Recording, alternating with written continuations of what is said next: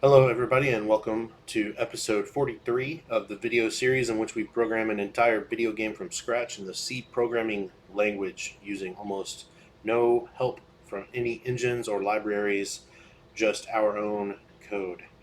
So, I think today marks somewhat of a change of pace because I think we have pretty much all of the foundational groundwork stuff of our game pretty much done. And by that I mean, we have, basic menus and sound and music and controls and all that stuff is working really well. So I think at this point it would make sense to get on with the actual game logic instead of um, just kind of working on the plumbing. We've been working on the plumbing for a long time, so it's not the most interesting part of game development, but it is necessary.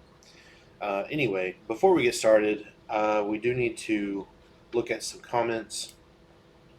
Some comments on the channel since the last episode. Um, let's see, several comments. Okay, here's one. This commenter says, "Do you not have to run translate message before calling dispatch message when using peak message?" And what he's talking about is in WinMain, in our main message loop. And this is something that is applicable to all Win32 applications. This goes back to the original, like, first 3 or 4 episodes of this channel, where we have basically, there it is. This is essentially where this is where our main message loop is, right here in WinMain. And as you know, it runs, we have it precisely timed so that it runs at a precise 60 times per second. But one of the things that you must do in Win32 in your message loop is you must process window messages, because your application, your Windows application, is receiving window messages all the time, both from the user and from other, like the system can send window messages to your application. Um, so you have to process them, and if at any point you stop processing your window messages, uh, your GUI will freeze, and eventually Windows will detect that your application has hung, and it will turn it into like a ghosted window, and it'll say this program is not responding. Do you want to kill it, etc., etc. Generally, that happens when you've stopped processing window messages, and you've probably stopped processing window messages because you blocked somewhere on this in this loop, and that is why it's so important that you can never block. Nothing can ever block in this loop, with the exception of, I've got some very well calculated sleeps in here, so that we can maintain an exact frame rate. But anyway, generally speaking, you can't block. You can't, I can't wait on something for 10 seconds, for example, because my entire game would freeze for 10 seconds. Anyway, so he's saying this is how you drain the queue. You have to drain your message queue of any incoming window messages, any window messages that have piled up since the last frame, basically.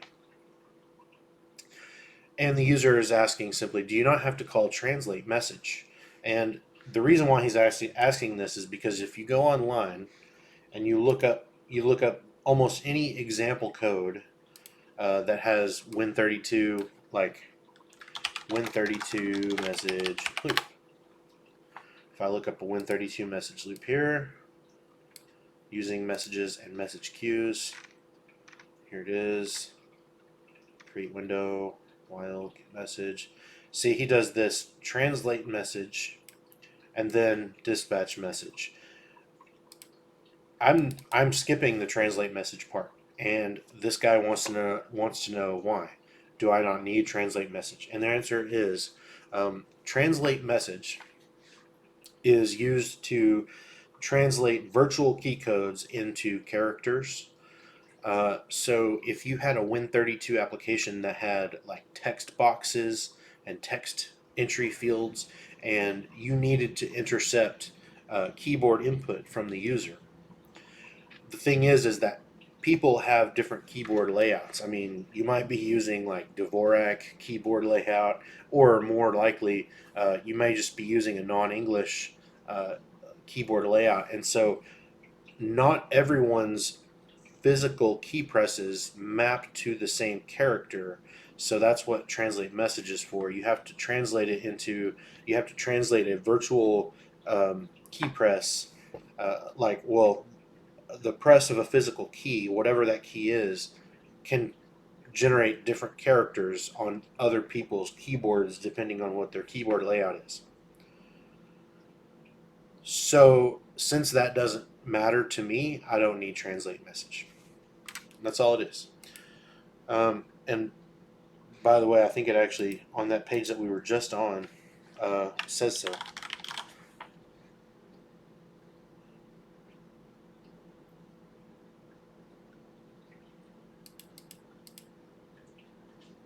Yeah, the page that I was just on says, if your app must obtain character input from the user, include the translate message function in the loop. It translates virtual key messages into character messages. Okay, so the answer is that I just don't need it. Moving on. Next commenter says, and this was a comment on episode 2 a long time ago, but that's okay. I viewed the source code, he says, I viewed the source code of Windows.h by holding Control and clicking on Windows.h. So I remember way back in episode 2, for some reason I was having an issue. This is like when I was sort of, doing like really Win32 basics and basics of C programming in general, actually. And I wanted to show you like what actually is in Windows.h. So I was struggling. I was like right clicking, and I went go to document, and it's showing up fine now. But for some reason, I was struggling in episode 2. I was right clicking it, and it like wasn't showing up. Like this go to document thing either wasn't showing up, or I was doing something wrong. I don't remember. But if you hold down the control, notice how it underlines it, and then you click it. So yeah, it works. It works fine. Honestly, I don't remember. I don't remember why I was struggling back in episode 2, but thank you. That is how it's done. So next comment, he says, my window title can write only one character, then it shows some Chinese characters. And he is referring to create main game window, which I will go to. Create main game window, not in main.h, but in main.c. Create main game window. Alright, and he is referring to create window ex right here. And let me break all these things out to a separate line, just for the heck of it. So he's saying his game name, that right there where I have game name, which is a pound defined to be just game_b. But it could be any string, and he's saying, and this will be your window title, the title of the window. Like, I don't know, do they even, like if I click on, calculator, see what the word calculator is right there on the top of the title bar? That's the title of the window, for example. So this is what this will turn. And he's saying that I can't, he says, my window title can write only one character, then it shows some Chinese characters. So I think what he's saying is, his window title shows up as like A, and then some garbage characters after that. And I think the answer to this is probably pretty straightforward. It's all about, you may be using the ASCII or wide version of this. Like there's a create window exa, and there's a create window exw. The W is the wide version, of the API, and the A is the ASCII or ANSI version of the API. And in this game, even though, like I've said multiple times during this project, in Windows, the best practice is always to use Unicode. You should always go for Unicode support. However, since I wanted this to be beginner friendly, I thought that it was probably best to go. It's more straightforward to work with ASCII or ANSI strings, even though you do lose Unicode support. I figured that in an old school retro NES style game, Unicode support was not all that important because I don't really intend to localize this game into multiple different languages, and hopefully that doesn't come back to bite me later. We'll revisit it if we have to. But anyway, back to the task at hand. So when you're writing strings like this, so this is one of the number one gotchas in Windows programming, is that you have to make sure and not get these two things mixed up. If you're using the A or ASCII or ANSI version of the function, you have to make sure and match up like ASCII or ANSI strings. So, for example, if you notice I put a little L prefix there, the L prefix means that it tells the compiler that, hey, this is going to be a Unicode string. And if you hover over it, you'll notice that it is it's an array of unsigned shorts. And a short is 2 bytes. And if I take the L off and hover over it again, you'll see that it has changed now it's just an array of characters, which a char or car or however you want to pronounce it is only 1 byte. So when you get these mixed up, you can have a situation where you may be using the wide version of Create Window EX, but then you give it a narrow string, and so what ends up happening is like it'll interpret like the first 2 characters as a word, like a 16-bit thing, and it'll go like way off down the character map and find some strange, Chinese or Korean or Aramaic or something, character, and vice versa. So you got to make sure and not mix up these wide strings and narrow strings. Game name. So yeah, if I were going to, I see this a lot. If I were going to try and maybe support both, I might go into main.h and I might go down here to where it says game name, and I might make a pound define for that, and I might make a pound define game name W, and then put the L prefix in there for, that's the, it's the same string, but one of them is like a wide version and one of them is narrow version. But I don't plan on doing that yet right now. All right, so I think that does it for the questions. So let's move on to some actual programming. And I wanted to show you last time what we worked on. We worked on our little loading thing in the corner, but you can't see it because my webcam is in the way. So let me see if I can move this webcam a little bit. I'll move it up a little bit because I want you to be able to see the fruits of our labor when I start this game. Who knows how long it's going to take to build, but when I start this game, in the splash screen, you'll see some loading text and a little blinky cursor. So you'll notice that the loading text goes away as soon as the assets are finished loading in the background, and it's not tied to when the splash screen animation plays. Can you see that?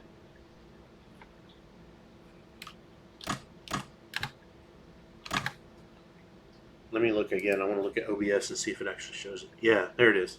It's down there at the bottom.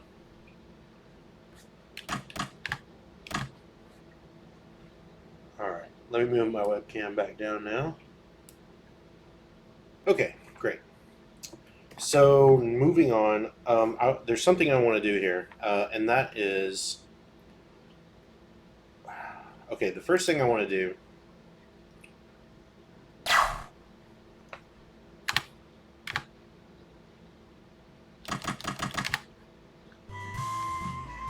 is I want to fix, well, there's a few things I want to fix. First, I want to open overworld.c, and I'm going to get rid of all this because I don't think we need it. And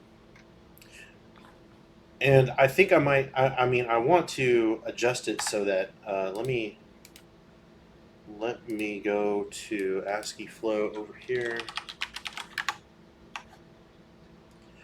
You know, I thought about doing something where, let's say this is the whole screen right here, and let's say that this is the player right here. And I wanted to draw, make it so that it would draw like just the tiles that were next to you, like that.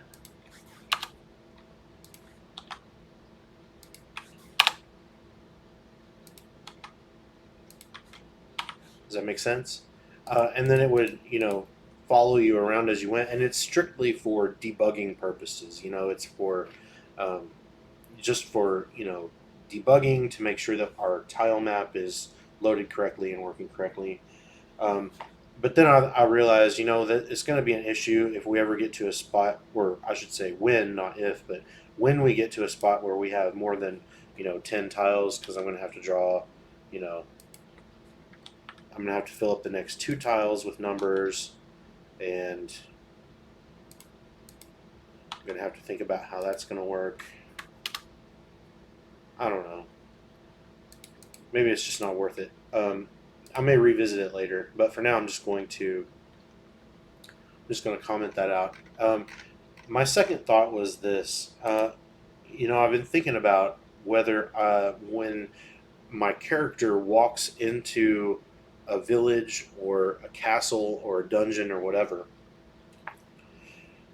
when that happens, do I want to like swap the entire map out and make like a whole new map with a whole different tile map for the new place, like the new village or castle or dungeon, and then just like, you know, swap out the map and the tile map that the player's standing on and everything? Do I want to do that, or do I want to do something a little more like this, where we have this, say this is the overworld with all of the, you know, mountains and grass and stuff on it, and then let's say like this over here becomes like the town 1, and this is like, you know, dungeon 1 or something like this, right?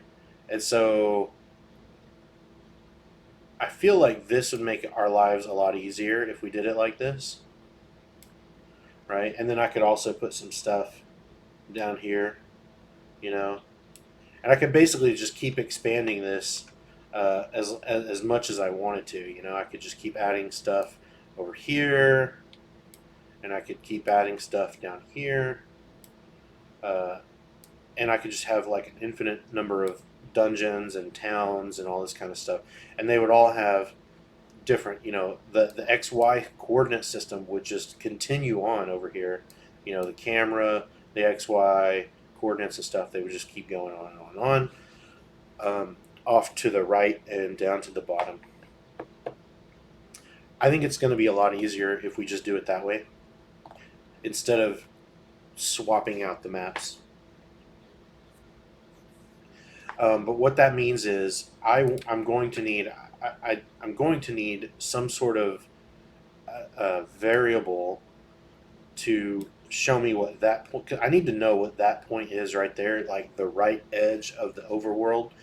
Which this part is really confusing because, you know, we've been so far referring to this right here as the overworld. That's really small. Let me zoom back in. Right, this area as the overworld. But the problem is like if we do it this way, this might be dungeon 1 over here, but it's still technically going to be part of the same overworld bitmap, right? It's going to be part of the same bitmap. So, for example, if I go, where are you? Where's draw? Yeah, I'm in draw overworld, right? There, right here. So, it's still, I'm going to be drawing G overworld world 01 dot game bitmap, regardless of whether I'm in the whether I'm in a town or a castle or a dungeon or whatever. Um, so we may actually rename this variable at some point just to avoid that confusion.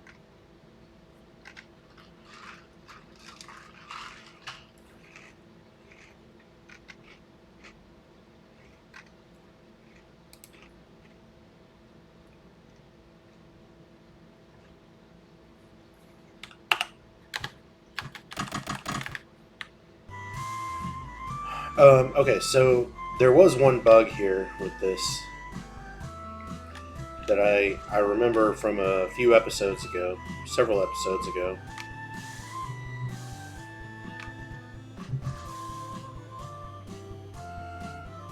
And I remember this journey is pretty long, so I may speed it up in the video so you don't have to watch.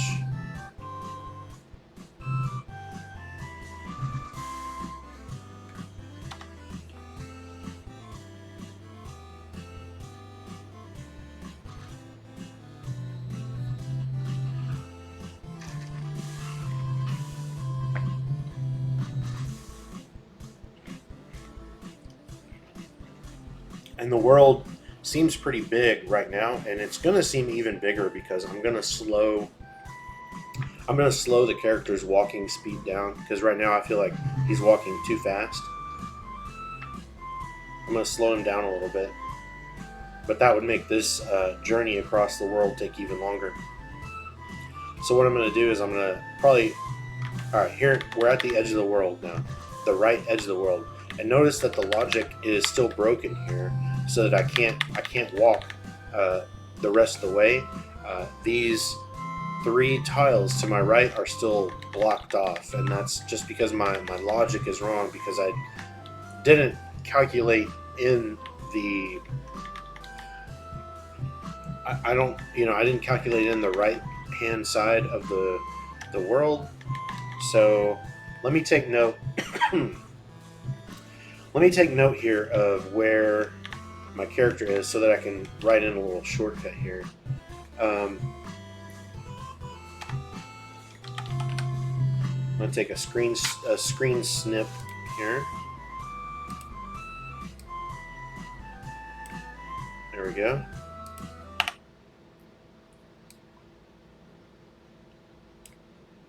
And now what I'm going to do is I'm going to go back to initialize hero. Actually, I can just go initialize hero, and I can make his screen position 272.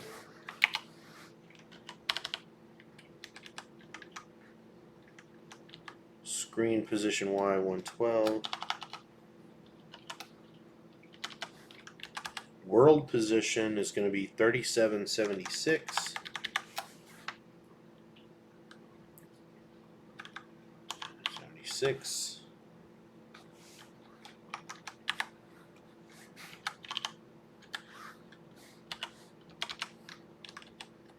World position Y is going to be 112.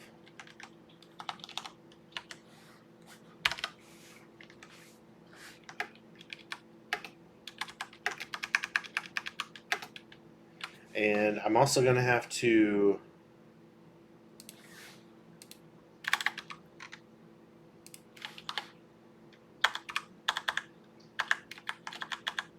might as well just make this void, huh? Because I don't actually plan on having any code in here that could possibly fail. I'll leave it as a D word for now. But I'm probably going to come back to it and make it a void. Because see, all I'm doing here is assigning variables, so there's nothing in here that could possibly fail. So there's not really any reason for this function to have a return code anymore. But it doesn't matter.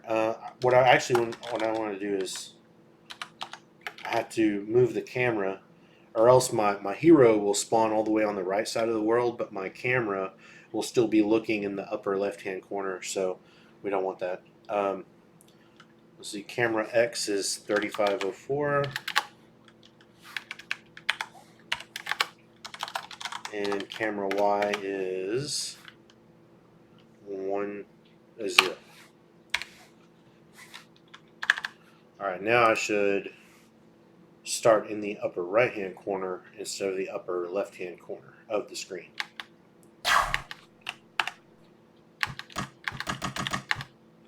Yeah, works fine.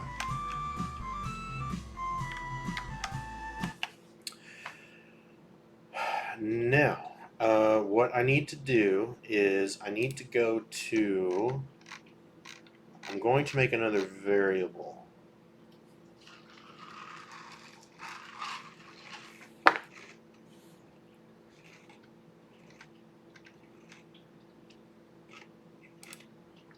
And maybe I put it in overworld.h.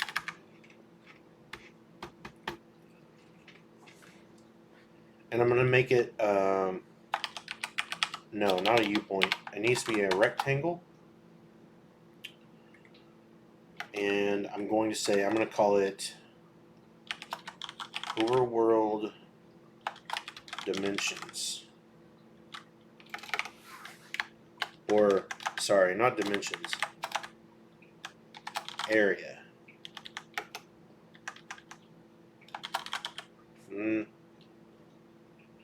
Area rectangle. I don't know. But this is a rectangle, and I think it's something like 0, 0,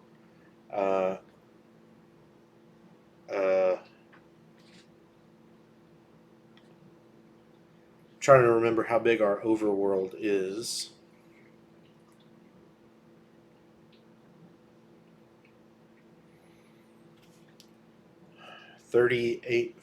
Well, let me just go look.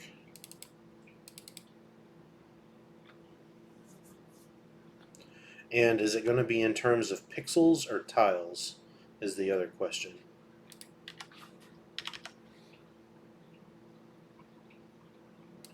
That is the question. Player process input overworld. So I want this function to be relevant for all areas, like not just the overworld, but also, you know, the dungeons and the towns and all this kind of stuff. I don't want to have to copy and paste this and specialize it for every different area. I want this place to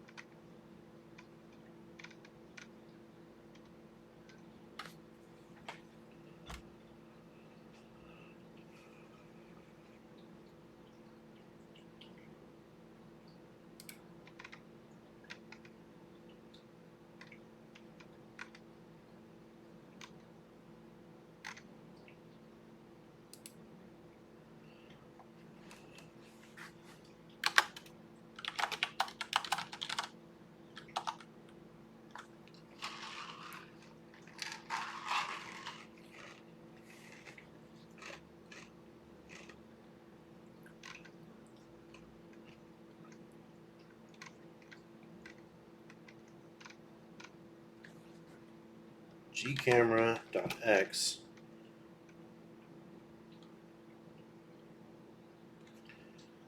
is less than,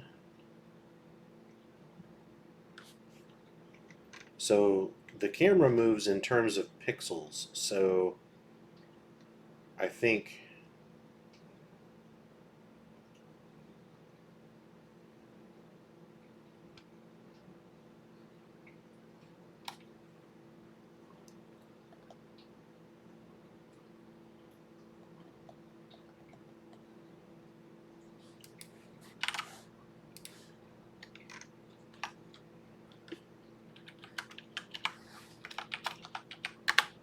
right, 3840, and let me go look.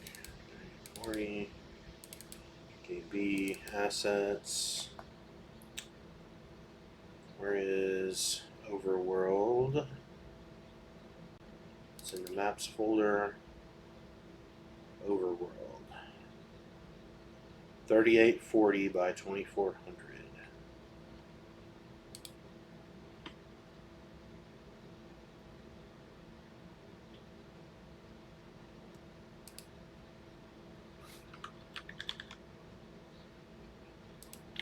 Okay, 3840 by 2400. And I think that's how a rectangle is supposed to work, right?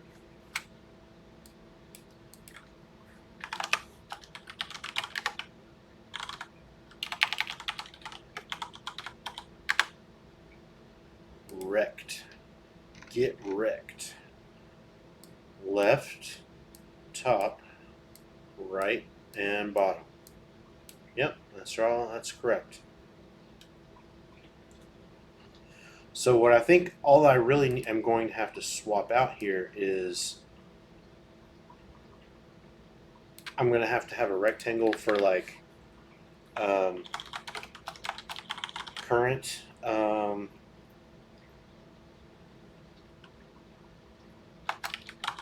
something like this,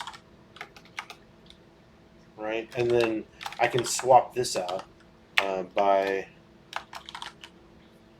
assigning different rectangles to that one. I'm just thinking out loud here, obviously. But let's just stay with this for now. Let me go back to overworld.c. Okay, if camera.x is less than g overworld area dot right minus 3 tiles, right? Or 64.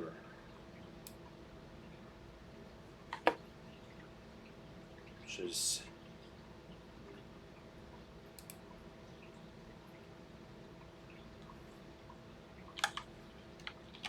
is that right?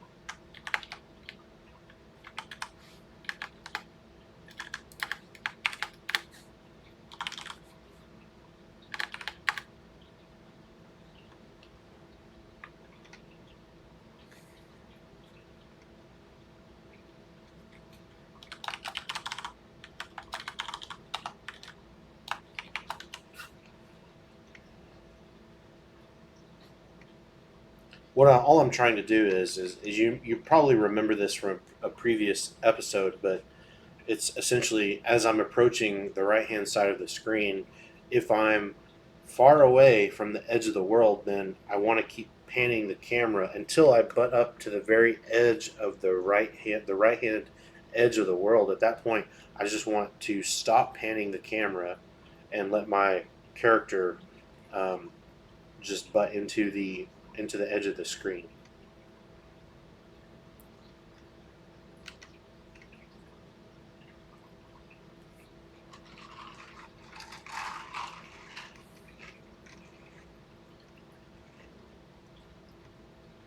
Let's just run it and see what happens.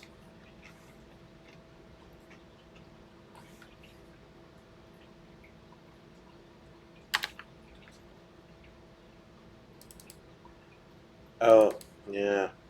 Great.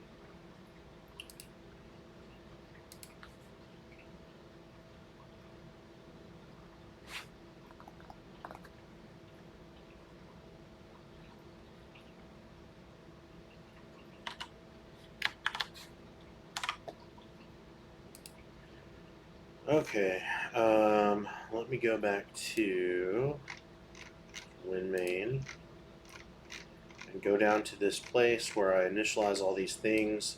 I initialize all these globals here, and I need to move it into its own function. G over world area 0 0. Okay. How about now? Syntax error.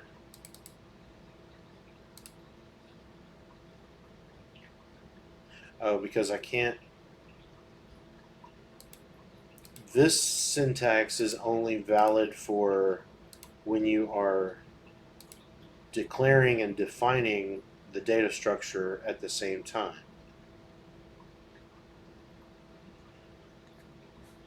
So left 0,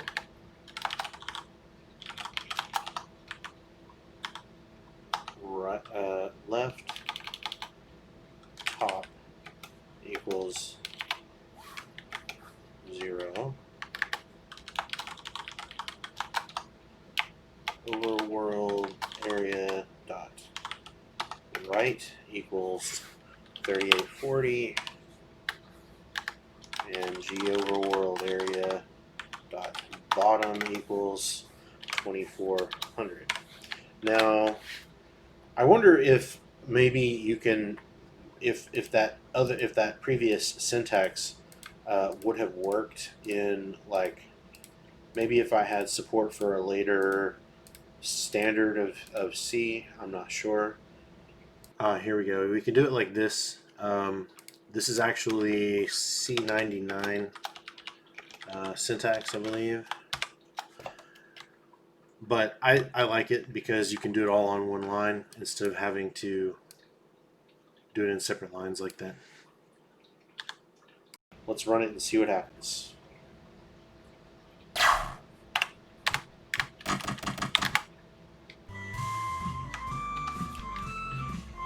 Let's make sure this still works.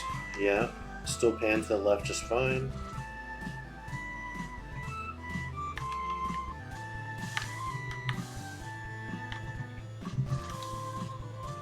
No, it does not work.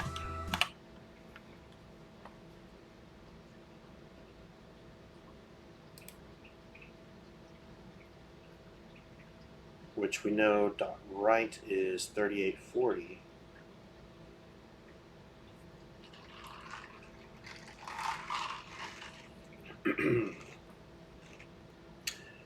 Maybe I'm.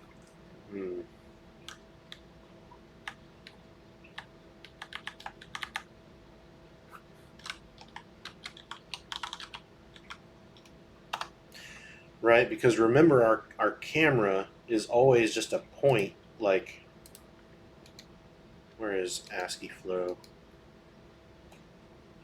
Don't make me sign in. Here's our screen. Remember our camera is always this point right here.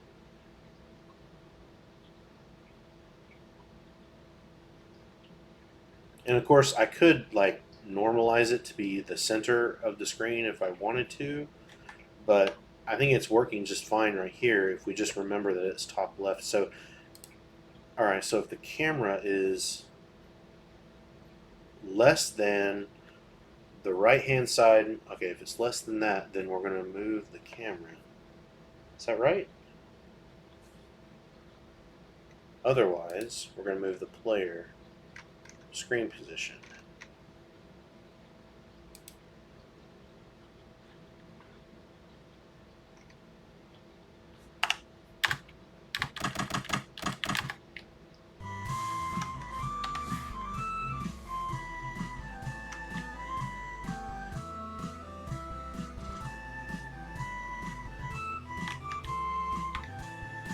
No. Doesn't work.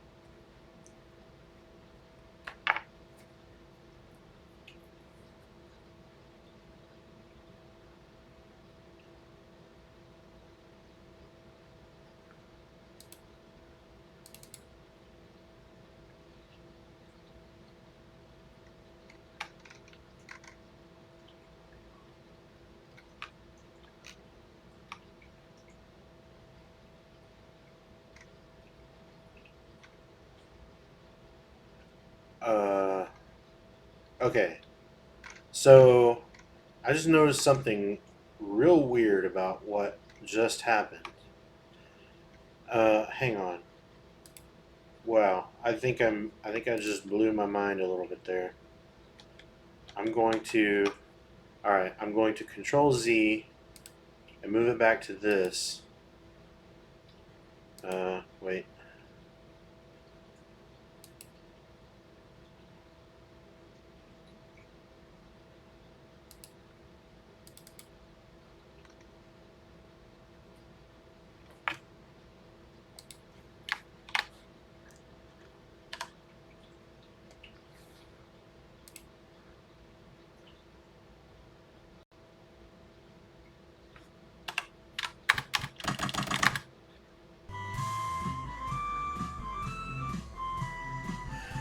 Okay, so this over here I thought was actually real. This whole time, this area over here is not even real. It's off the edge of the world. It's I think it. See, here's this little bit of water here that kind of reminds me of Europe a little bit. Like I'm thinking of like this is Spain right here, and this is Portugal right here. But anyway, this is supposed to be the edge of the map. This coordinate right here, I think, is supposed to be the edge of the map. I can't walk any further to the right, and that I think is what's supposed to be happening because I don't. Wow. Because if you look at the actual map, it ends right there.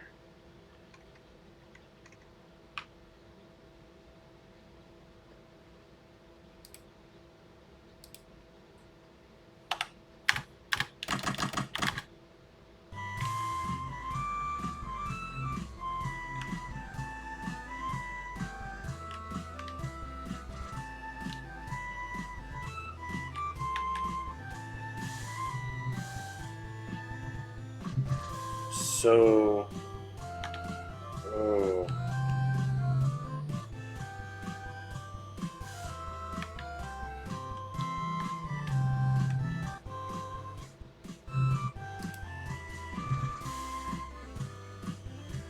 1, 2, 3, 4, 5.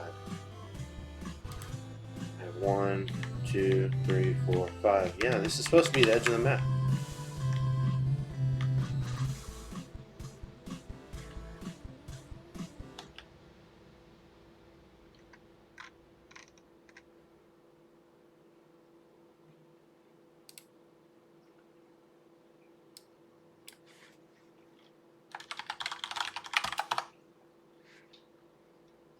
So if I change that to game res width,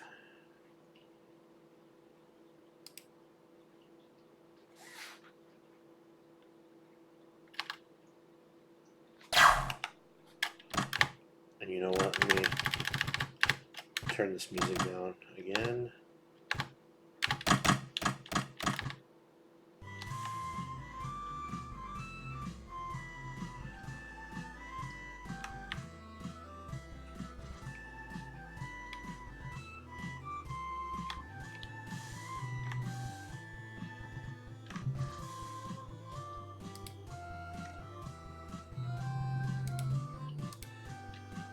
So that part is correct.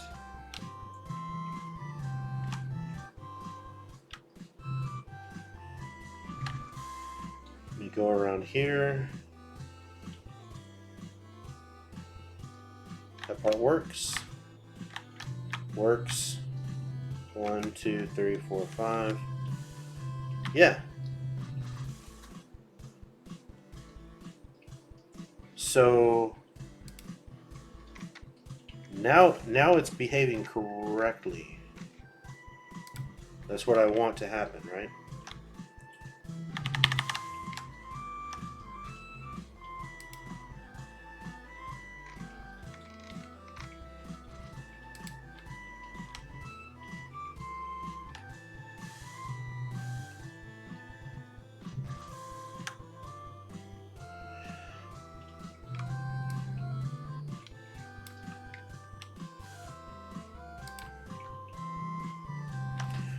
So I think my problem is that the camera, I was manually setting the camera further to the right than it ever should have been.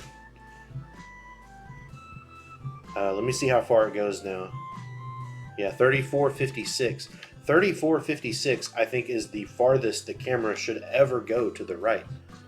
Correct? Yeah, look, there it is, 3456. Because remember, our camera is in the upper left.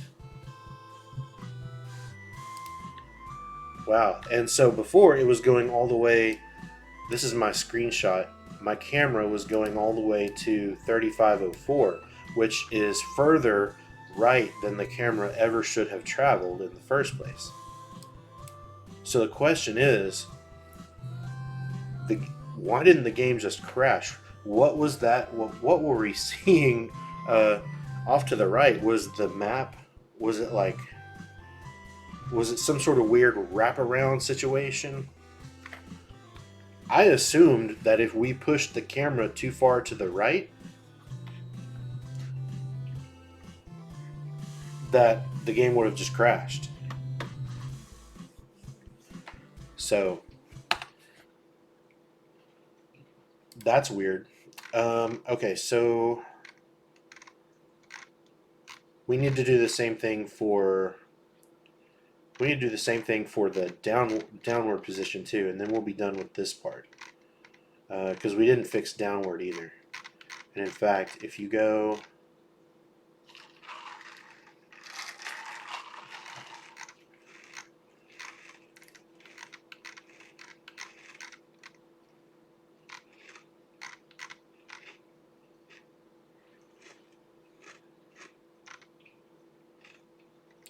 We are going to make sure that never happens again.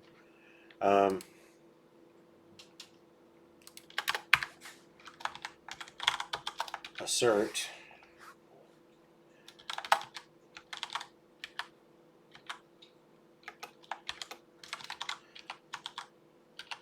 that the camera is less than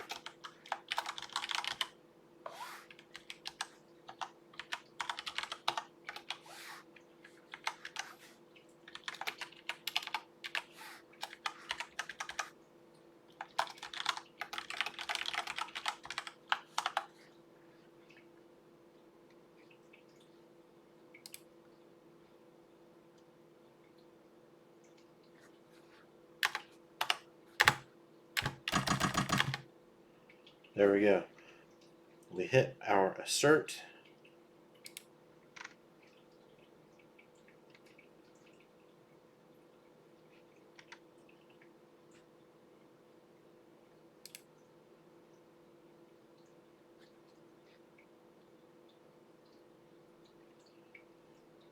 And to fix it, all we need to do is go back to this area in WinMain where I initialize these, or initialize hero actually.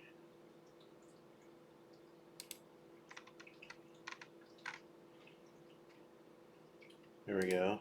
I assign gcamera.x. It should actually be 3456.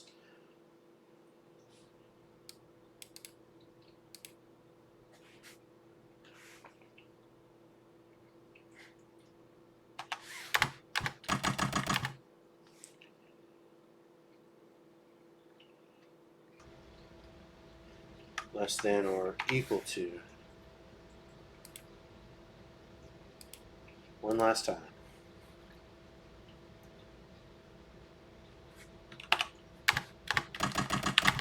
There we go. Oh my goodness.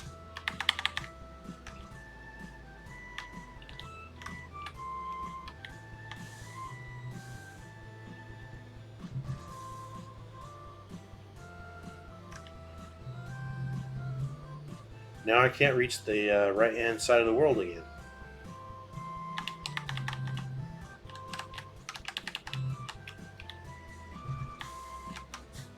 Oh no.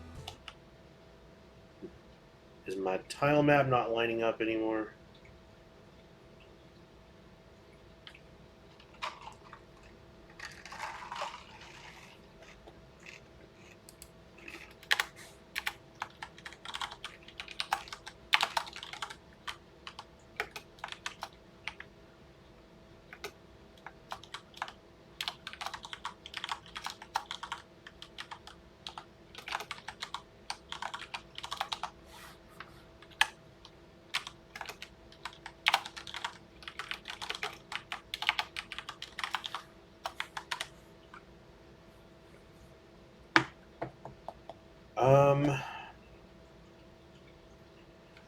Okay, back to here.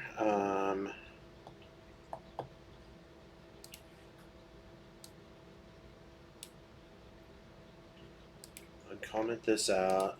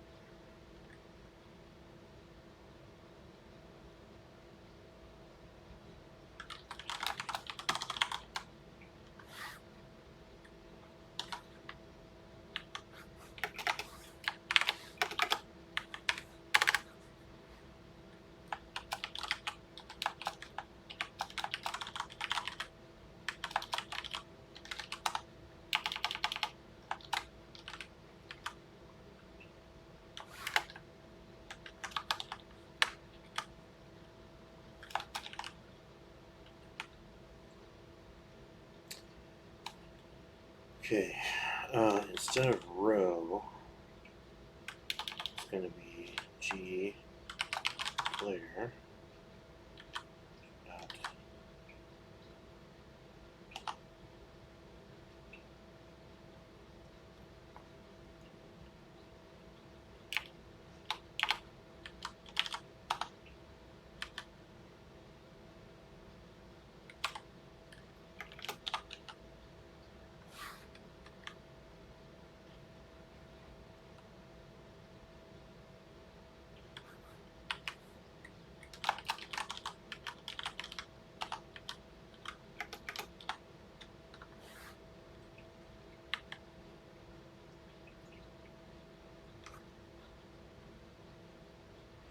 row and column, buffer, size of buffer, base 10.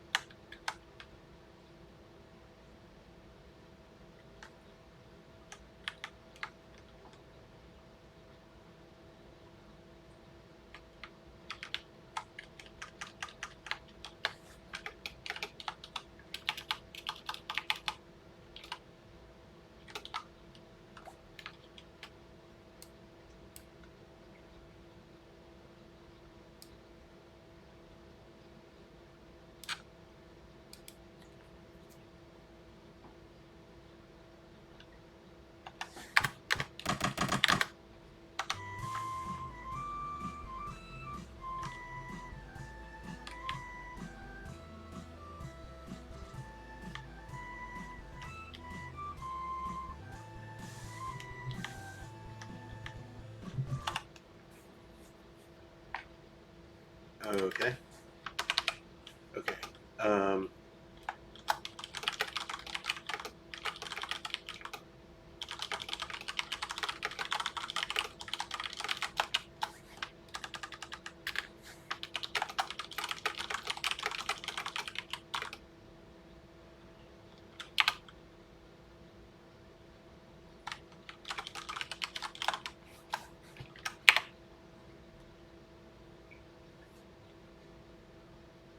Above the player, so that's...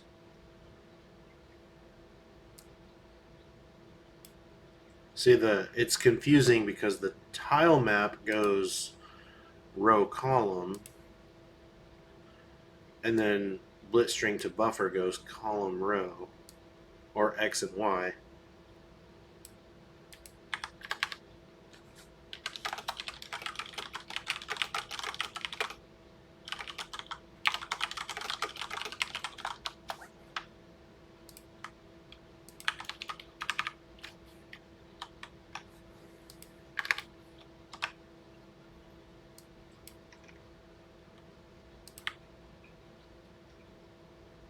To the right of the player, so... Oops.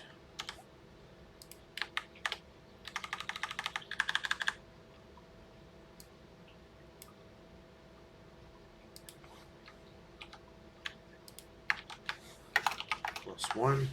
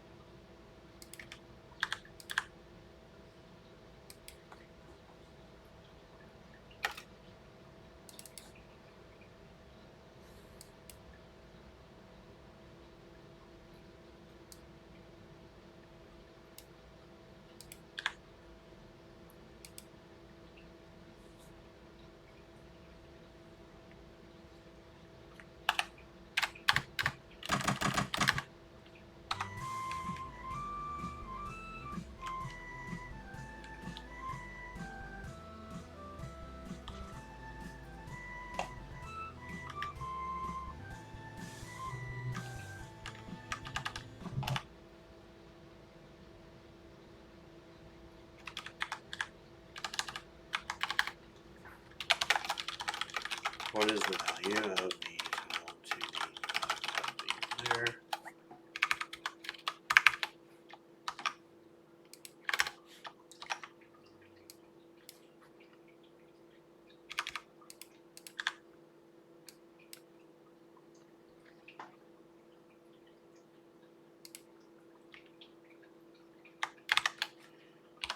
-1.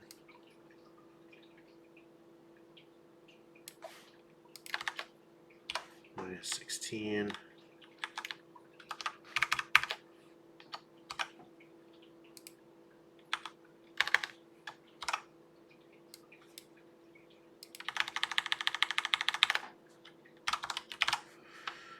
Below the player. This needs to be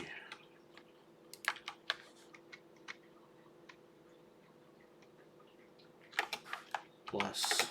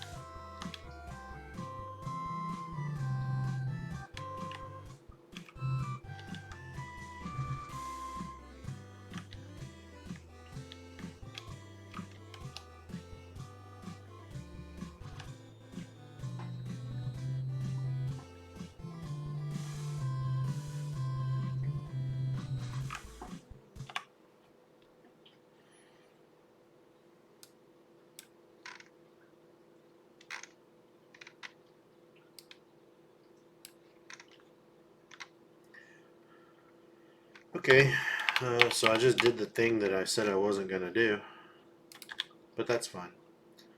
Better to have it and not need it than to need it and not have it, right? Okay, so thing is I thought we already had this working. I thought the tile map was already correct.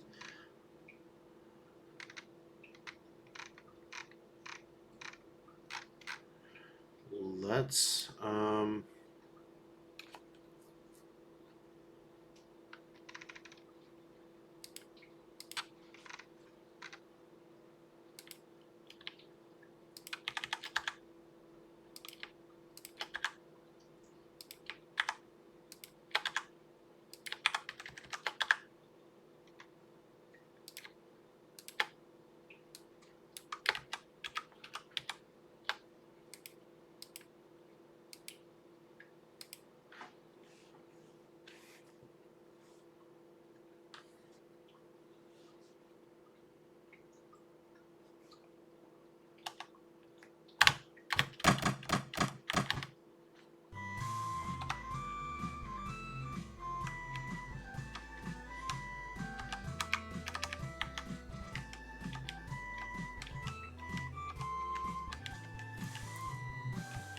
yeah, that part's still working fine. I mean, over on the top left corner of the screen, everything's still working fine. Of course, I can't. That's going to crash because we're going to have to do if gplayer.screenPose.y if that is greater than 16.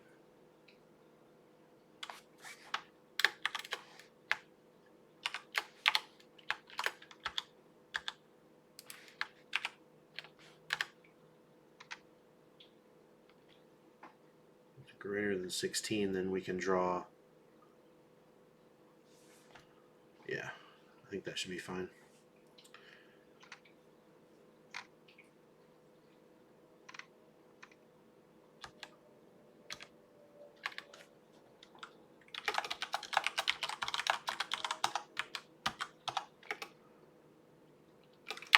Now, if my screen position is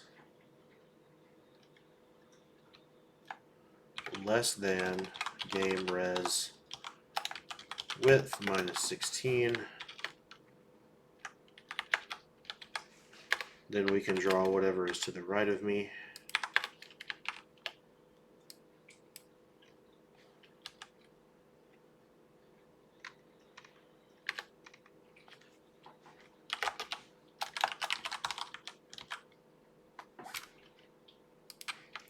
Left out a parenthesis. If my screen position .x is greater than 16, we can draw whatever is to the left of me. And finally, if my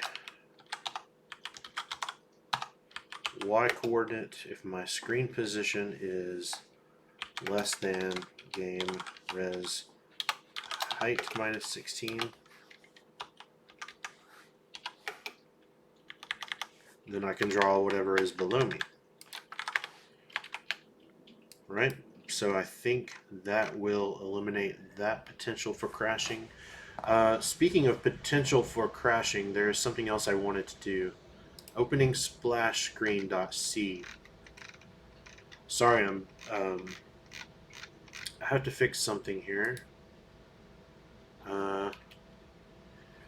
So currently, if you hit the escape key while the splash screen is running, it will go ahead and immediately skip to the title screen.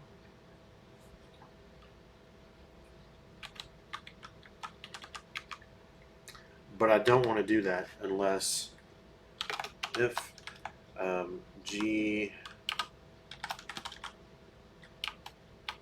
if wait for single object asset loading thread handle with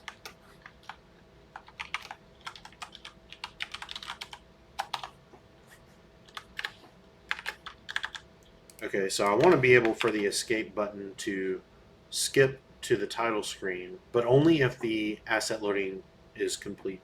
I don't want to skip into the title screen if we have not yet finished loading our assets. So that was my whole reasoning for doing that.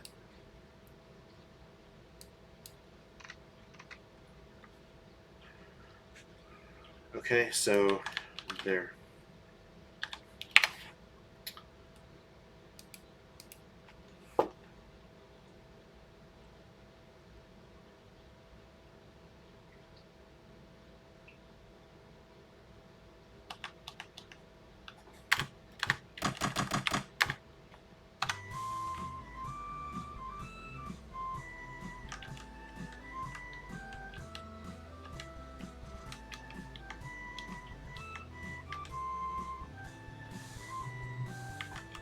Okay, that's almost working.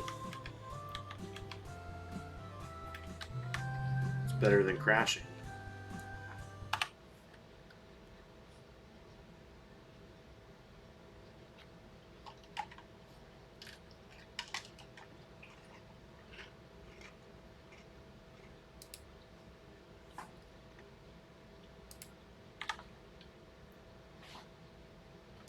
Above the player, if my screen position is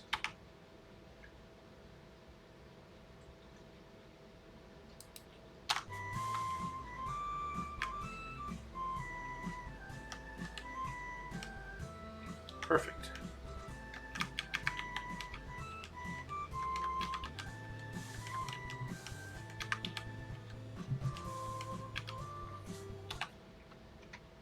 Okay, towel to the left.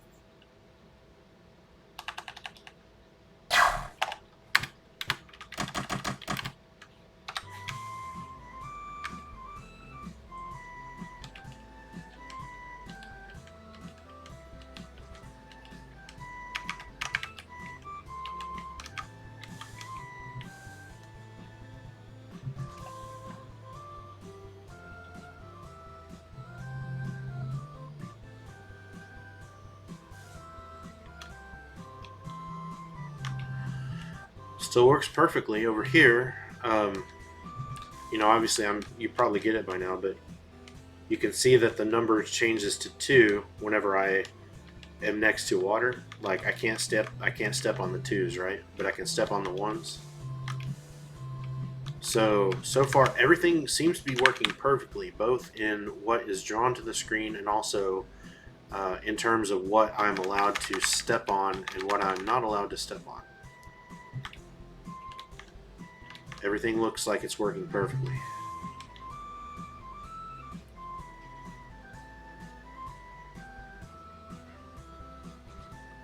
So now I'm going to have to wander all the way over here to the right side of the world again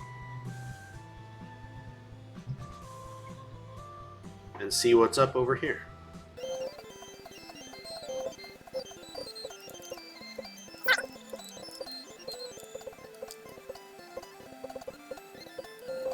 Okay, now this is where it gets interesting, is on the right edge. That's working. Works. Works. Correct.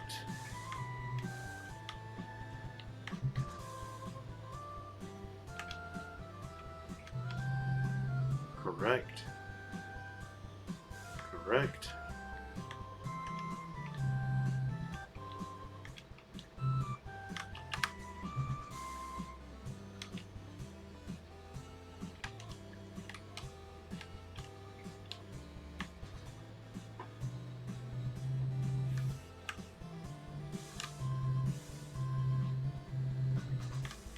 Perfect.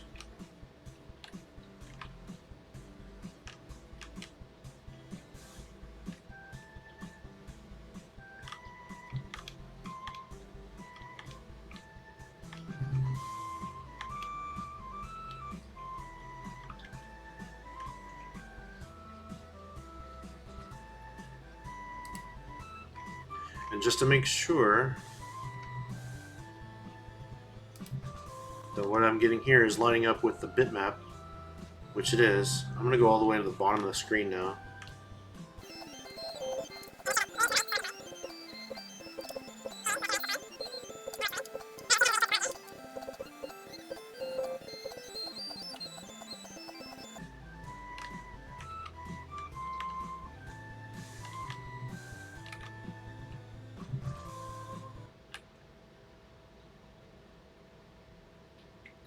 Just crashed.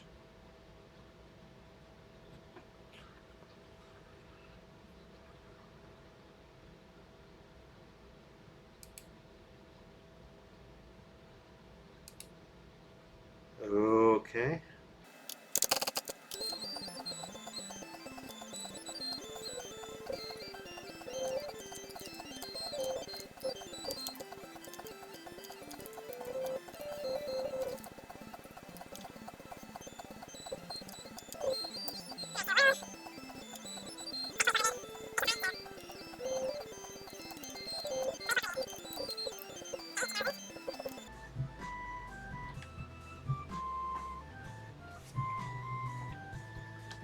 Twenty-two, 24,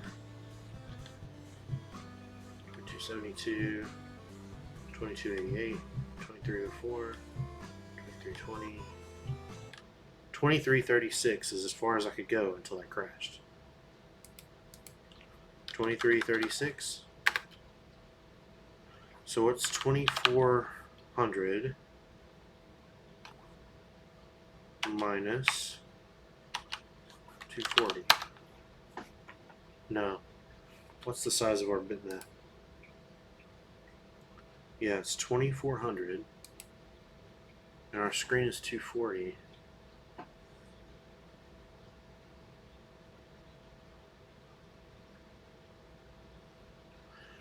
Okay.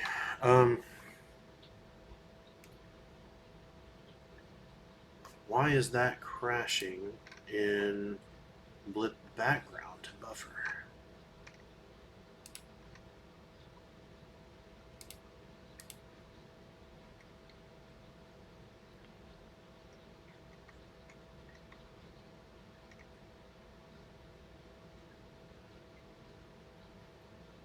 Well, the only thing that's changing here is the position of the camera. So camera Y must be getting out of bounds or must be going too far at some point. Yeah, this has got to be it right here.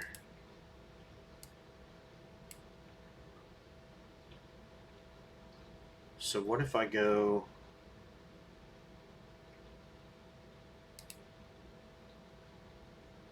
overworld.h, overworld.c,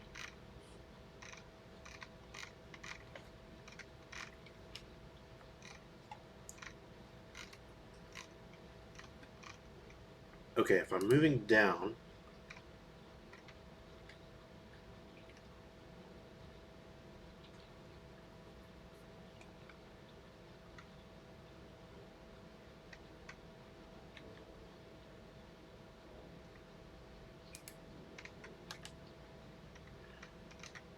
right.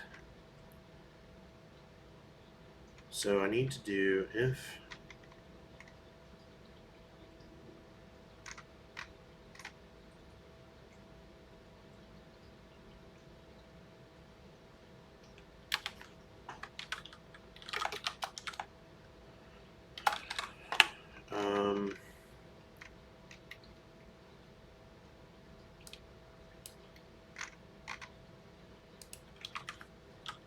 if gcamera.y is less than g overworld area dot y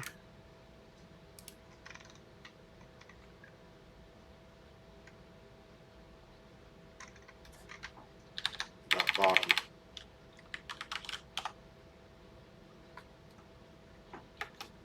minus game res height. Okay, then advance the camera. otherwise advance screen position.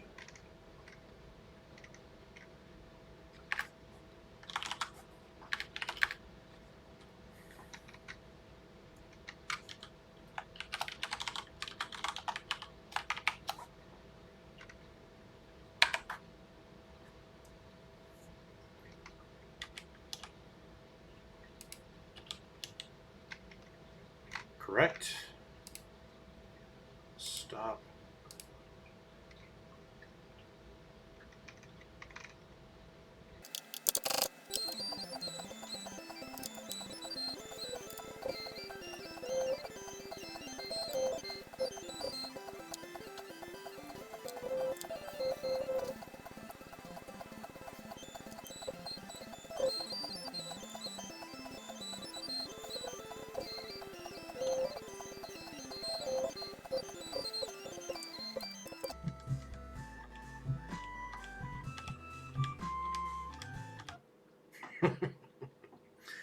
Okay, we made progress.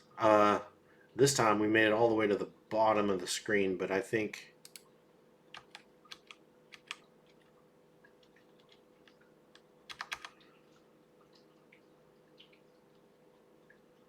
Let's see. I'm looking at the stack, blitz string, draw overworld. Yeah, this is where I think this is where we crashed most likely. Is all right. Is less than.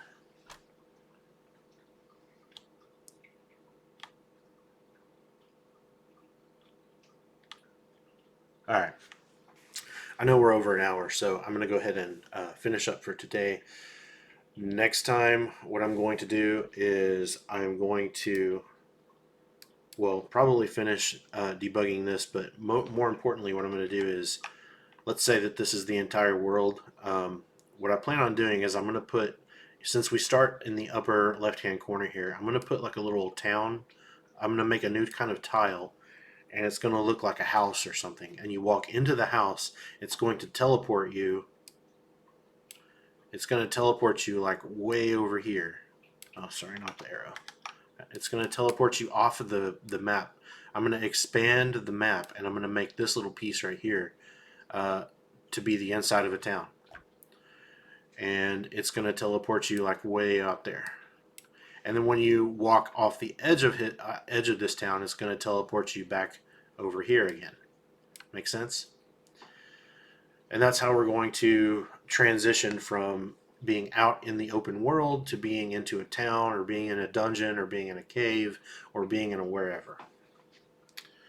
So I'm going to do that. In the process, I'm going to finish debugging this movement code. I mean, as you can tell, we're making slow progress. We're almost there. We're almost to the point where we're able to traverse the open world in all corners and all edges without the fear of crashing. So, and the only thing that's going to need to be swapped out is where we do these checks for overworld area. I think we'll swap that for like town area, like these right here, for example.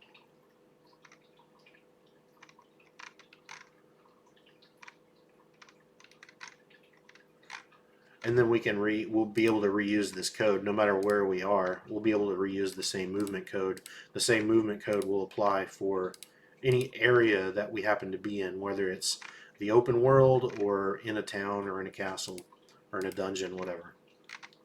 So anyway, that's all the time that we have for today. So as always, thank you very much for watching. If you enjoy this sort of content, if you enjoy watching the progress of the making of this game, please do hit like on this video, and please hit subscribe on this video channel. And don't forget, if you have any questions or comments about any episode, leave a question or comment on the video, and I will address any interesting comments in an upcoming episode. Lastly, don't forget that we have a GitHub repository that you can go and clone. I keep the GitHub repository updated in sequence with these episodes. So you can go clone it and follow along at home. And that is all I have. So I'll see you in a few days. Thank you for watching.